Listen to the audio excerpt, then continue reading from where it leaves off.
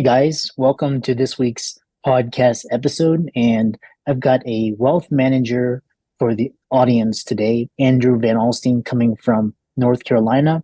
And he's got an MBA. He's no stranger to the show. All the audience are familiar with investments, assets, wealth management. And so I'm really happy to have him on the show to talk about him and his company and what he does. So, Andrew, welcome. Thank you so much for having me today. Excited to be here. Yeah, so I know you and kind of introduce yourself, your company, your business, how the audience can benefit from our interaction today. Absolutely. So, Andrew Van Alstyne, Charlotte, North Carolina, just outside. I run my own practice tucked into our RIA, which is based out of Grand Rapids, Michigan.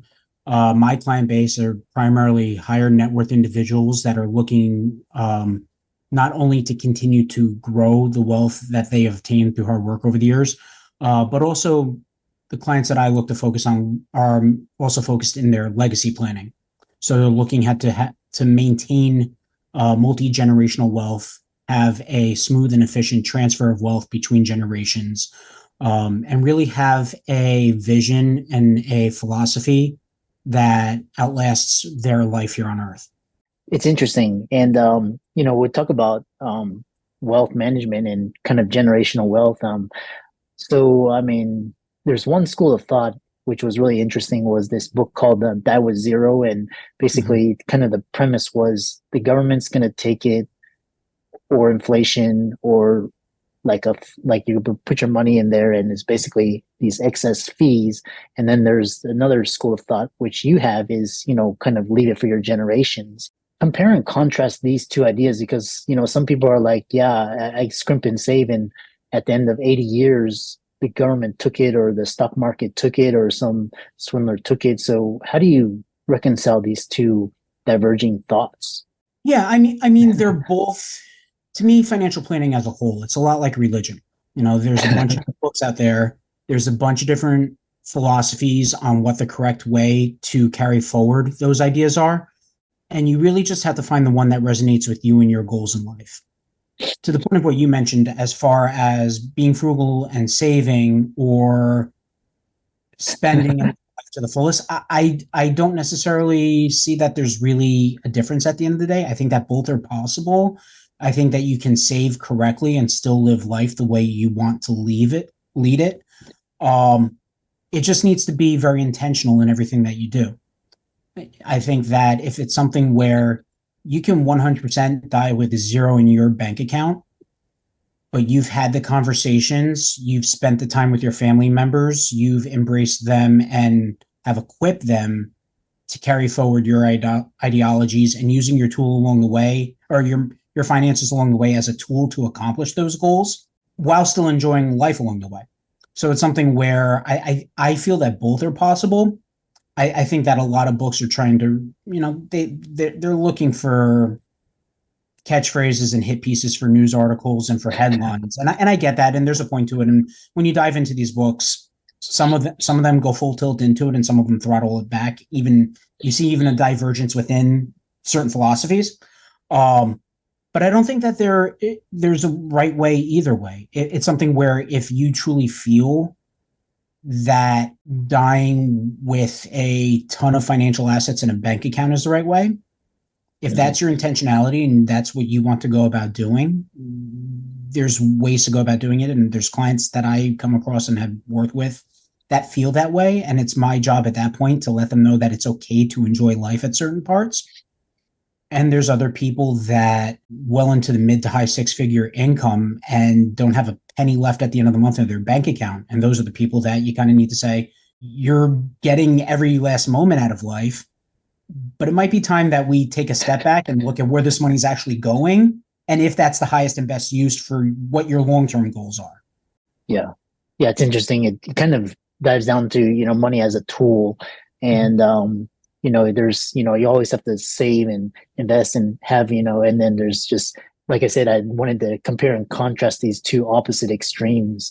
So kind of moving into it, one thing is talking about is the, this idea of financial literacy and, in today's age, it's really important. Back in my age, wasn't that important because you had jobs and you had stable economies and stable governments, but now you don't have that. So it's really important, and schools obviously don't teach this. So what steps can people take to improve their financial education? To educate themselves, because this is one area where the schools are falling short. So you have to step up and take responsibility for your own education. No, that's 100% true. And, you touched on a couple of key points there. Now, our government and most governments can't balance a budget on their own accord. So how can we expect them to come up with systems to introduce into our education system where future generations are properly equipped to do so if those that are at the helm can't do so themselves? But to that point, what I think for adults, young adults, adults that may be mid-career life cycle, obviously I'm slightly biased in this, but I think that it is important to at least have a conversation with an expert in financial management. And again, it's having a conversation to at least get a sense of where you are. We work hard throughout life and we get to a point and then we find ourselves adrift at sea, not knowing if we're headed in the right direction or not. So at least having a conversation to get your bearings. Then what I think it's important to do, and what I talk to a lot of my clients about, is work very early on at educating the next generation. Get your kids involved in money conversations much earlier in life. Equip them with the knowledge to be able to make sound financial decisions earlier in life. I'm fortunate where my wife and I, we have two young kids. We have a 3-year-old and a 6-year-old. They both have their own little balance sheets that, if they're doing chores around the house, we write it in there with them and we equip them. They don't necessarily understand the reasons why and the methodologies behind it, but it's giving them the soft skills now that is a common practice, where balancing a checkbook is something that very few people know nowadays. Millennials, maybe half of them know it, the other half don't. And anybody that's come since, if they log in online and their checking account shows money in it, they spend it. And then some usually. But it's something where sitting down with those younger generations and having that conversation, as they get older, as they get into their, early teen years, why are we spending this way when we go out for entertainment as a family?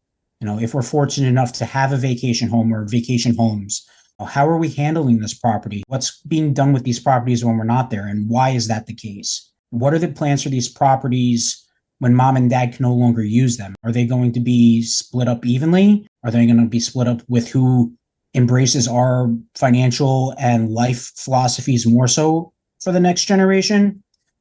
As they get into their college years, how is college going to be funded? What are the expectations through college as far as potentially earning income or supplementing them with some type of family stipend through college? And then on into, the dating and marriage years. How are new additions into the family going to be handled? What are their roles going to be as far as the entire family financial picture goes? But having those conversations at every step. So you're setting mile markers up. And again, this is where the intentionality with the money comes in. You're setting up goals that you're looking for them to achieve by certain ages, and then putting in the systems in place to be able to accomplish that. Nothing in life, we always want to talk about things happening naturally and organically. Nothing in life does. Anything that we want to accomplish to better ourselves or better our family does take a level of force and intentionality behind it. Yeah, and what's interesting is because the value of money and your money stories was transferred to me as at a young age at the dinner table. And so you talk about these stories, and that's how you kind of learn what it is, and you have to work for it, and you have to save and invest it, and build businesses on top of it. And it's kind of what you're describing is I've always studied like the Kennedys and the Bush families. These they've done something correctly with their wealth, and talking about how they're gonna separate it. So for the audience out there, challenges and what are the challenges? Because you hear stories about there's the family fighting over the parents' money, and there's usually kind of family members, they want their peace, and it becomes like this, it kind of divides. So what are some challenges, and how do you avoid some of the divisiveness that comes from having generational wealth? Yep. So all the ones you mentioned are key challenges that are faced. But a lot of those are handled, especially the ones that you mentioned, through having ongoing dialogue and communication early in life. One of the things that I ask for a lot of my families to embrace, and it's across the net worth spectrum, is the concept of a family bank and running the family as if it's an enterprise. This way, if you are the wealth creator in your family, if you're the first generation, it is your job and your duty to your family, if you're looking to have this multi-generational wealth, to have the conversations with the next generation, equip them and involve them in decision-making skills as early as possible. It's not to say those teenagers are going to be the one to have the yay or nay vote and be the tiebreaker, but it's something that by the time they're in their early 20s, it's almost as if you're having a board of directors with a standard of governance where everyone understands, as far as the distribution of assets after you're gone, as far as the estate goes, if you're having those proper conversations with the family board, you have a level of governance in place that everyone in the family has subscribed to and believes in and has been carrying out over the course of the years. By the time it gets to that stage, everyone already understands what's going to happen. Money has already been in motion, assets have already been getting transitioned. So to the point that you mentioned earlier, as far as die with zero, that's where that's embraced. You're already starting to de-risk yourself as you get later in life. You're starting to take more of those investable assets and transfer a lot of the risk onto the younger generations. You're taking some of the physical property and transferring the majority of the ownership and responsibilities onto the branches of the family that are actually utilizing those on an annual basis. You're finding a way to move things in that regard so that you can still uphold your standard of living. It's not necessarily having to skimp in your later years, but you're better positioning yourself and your family so that by the time the inevitable happens for all of us, things have already been in motion. Everyone has a general expectation of what's to happen, and nothing that comes from that point forward is going to be a surprise. Interesting. Now, that being said, there's also times where every family has a bad apple. Every family has ghosts in their closet or a relative that isn't necessarily subscribing to this. And it's okay to have the conversation, but you need to have the conversation as far as why they may not be as involved with the family's plan moving forward. And depending on the situation, even with that being said, it's still okay to still leave the door open to welcome them back in should they have a change in heart, should life environments change, and welcome them back into the family. But it's okay to have an honest conversation with those individuals as far as why they may not necessarily have the same luxuries and availabilities that other family members have who are subscribing to these philosophies and trying to carry forward the family's ideologies a little bit more intact. Yeah, really really insightful. So next question is because I really want to talk about this because kind of when you're talking about generational wealth, you're talking about and then how do you avoid the this trust fund baby syndrome, or kind of the spoiled rich kid? Is they're like, yeah, my parents are leaving me a trust fund, so I can go party and do drugs or whatever. How do you avoid that? Empowering families through collaboration, and what practices foster effective collaboration and kind of make sure that money is not wasted, but is actually put to good use. No, and that's an excellent question, because especially if you go late 80s into the early 2000s, that trust fund baby mentality ran rampant. I mean, it was a stereotype for a reason, because you had this whole class of individuals that got to live a very lavish lifestyle without producing anything.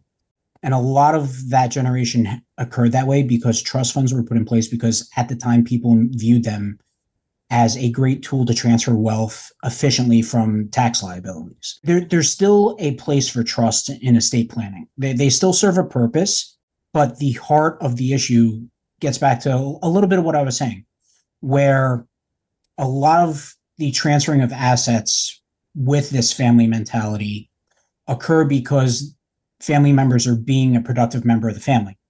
The money is being utilized as a tool to increase intellectual capital. It's being used to increase social capital. It's being used to increase philanthropic ventures and societal capital in that way. But they're all contributing to the family as a whole. The reason why trust funds fail intrinsically is because the way most of them are written is that the grantor of the trust wanted to control from the grave, that they wanted to stipulate how the funds were going to be used even after they were dead. And the inheritor, the beneficiary of the trust, didn't understand how the money was obtained and the wealth was created. So they didn't have an appreciation for it.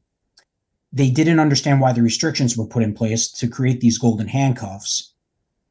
And it oftentimes just created a lot of resentment, which is why you had these individuals that would just go out and be reckless with the money, to be honest with you, because as soon as they could get their hands on it, they felt the need to spend it the way they saw fit because they had no concept behind how this money was created. If you're having these conversations much earlier in life and you're getting buy-in and you're getting agreement, and it's not to say that things are going to remain stagnant. Family's philosophy can shift, it can move, it can evolve over time. But it's an ongoing dialogue that you don't necessarily need a trust to continue your philosophies after death because they're already being embraced and being exhibited while you're still alive. So you have that confidence. And if it's not, again, that's where those honest conversations come on, where you might shift the dialogue a little bit with those individuals or that branch of the family tree or what you're looking to do as far as future giving and future utilization of that tool being the wealth. But it's something where you're not getting this missed midsection, which is that conversation as far as the why. Yeah, interesting. How can people find out more about you and, you talk about estate planning, how to structure it correctly, what entities to set up, how to kind of make sure that the wealth is used for a good purpose after, you depart. So how can people find you and follow your work and reach out to you? Absolutely. So social media, I'm on LinkedIn, Instagram, Facebook, Andrew Van Alstyne. If you go to my firm's website, forfiduciary.com, if you go to meet the team, Andrew Van Alstyne, the direct link is forfiduciary.com/meet Andrew Van Alstyne. And of course, a good Google search. Most of the results that come up under my name will take up about a page and a half of your web browser. Excellent. And I really enjoyed this conversation, kind of the higher level of, what to do and, what to do after you've accumulated and invested it well. And for all the audience, be sure to visit Andrew's resources and the links and show notes, give him a like and follow, check out his company website. And thanks so much for coming on. Thank you so much for having me. It was a great conversation.